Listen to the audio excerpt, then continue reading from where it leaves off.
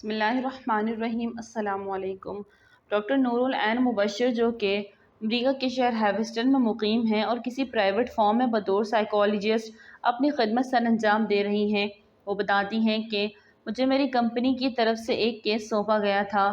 مجھے ایک ایسی ماں کا سیشن لینا تھا جس نے اپنے ہاتھوں سے اپنی اولاد کو ذبح کر دیا تھا۔ خیر، ڈائریکٹر کے حکم کی پیروی کرنا میری مجبوری تھی اور فرض بھی تھا۔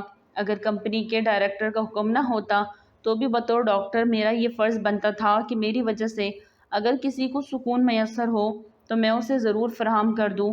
میں نے اس عورت سے روادات پوچھی کہ اس نے اپنے بچے کو ذبح کیوں کیا، تو اس نے بتایا کہ وہ اپنے خاندان کے ساتھ کسی افریقی ملک سے ہجرت کر کے آئی ہے۔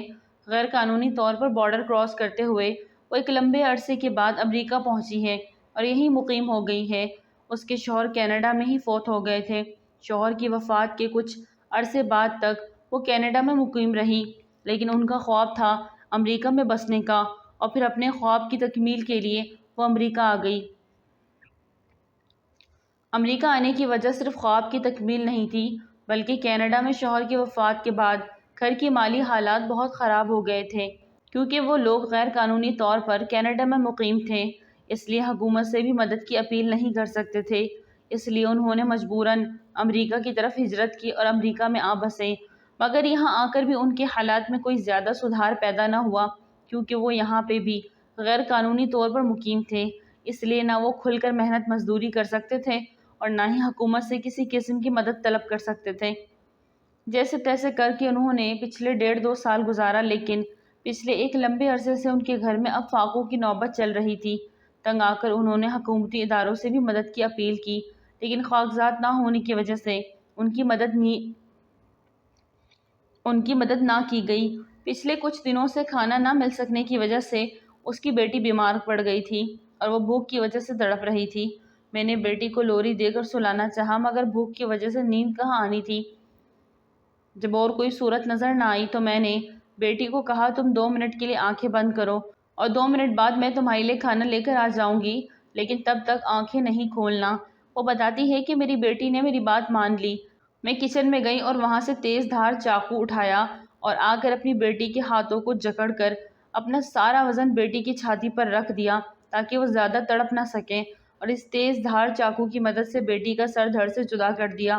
میں تب تک اپنی بیٹی کے اوپر بیٹھی ہوئی تھی جب تک اس کا جسم تڑپتا رہا۔ جب میری بیٹی کے جسم سے جان نکل گئی اور وہ ٹھنڈا ہو گیا تو میں بھی وہاں سے اٹھ گئی۔ صبح میں اپنی بیٹی کی لاش کو ٹھکانے لگانے کے لیے متعلق کسی مناسب جگہ کا انتخاب کر رہی تھی کہ لوگوں کو مجھ پر شک گزرا اور انہوں نے پولیس کو اطلاع کر دی۔ پولیس نے مجھے گرفتار کیا اور تفتیش کی تو مجھ سے میری بیٹی کی لاش برآمد کر لی۔ اس داستان مکمل ہوئی تو وہ اور میں دونوں رو رہے تھے۔ خیر، میں نے بطور ڈاکٹر اس کا علاج کیا اور اس کو سیشن دیا اور اس کو نارمل زندگی کی طرف واپس لائی۔ اس جرم کی عدالت نے اسے کم سے کم سزا سنائی اور اس جرم میں امریکہ کے چند اداروں کو بھی برابر کا مجرم ٹھہرایا گیا۔ میں نے بعد میں اس واقعے کی تحقیق کی تو پتہ چلا متعلقہ اداروں کے ان تمام افراد کے متعلق کارروائی کی گئی جن کے ذمے لوگوں کی دیکھ بھال تھی، جنہوں نے لوگوں کی خوراک کے لیے بندوبست کرنا تھا۔ اداروں نے یہ جواز پیش کیا کہ یہ لوگ غیر قانونی طور پر مقیم تھے، تو عدالت نے ان کو سختی سے سمجھایا کہ غیر قانونی طور پر مقیم تھے تو بھی تو انسان تھے نا۔ ریاست کے انتہائی اعلیٰ عہدیدار اس خاتون کے پاس آئے، انہوں نے خاتون سے معذرت کی۔ اس میں جس عہدے کا جتنا جرم تھا سب کو اس کے حساب سے سزا ملی۔ خاتون کو نیشنلٹی دینے کے علاوہ باقاعدہ اس کا وظیفہ مقرر کر دیا گیا اور ساتھ ہی اس کی مناسب جگہ شادی کروانے کی کوشش بھی شروع کر دی گئی۔ اب ایک نظر پاکستان پر ڈالتے ہیں۔ وزیر اعظم صاحب کو بتایا جاتا ہے کہ فلاں خاندان نے مہنگائی اور بھوک کیا تو تنگ آ کر خودکشی کر لی، تو وزیر اعظم صاحب فرما دیتے ہیں کہ لوگ ویسے ہی اس معاملے کو زیادہ اچھال رہے ہیں، نہ تو ہمارے ملک میں اتنی مہنگائی ہے اور نہ ہی بھوک ہے۔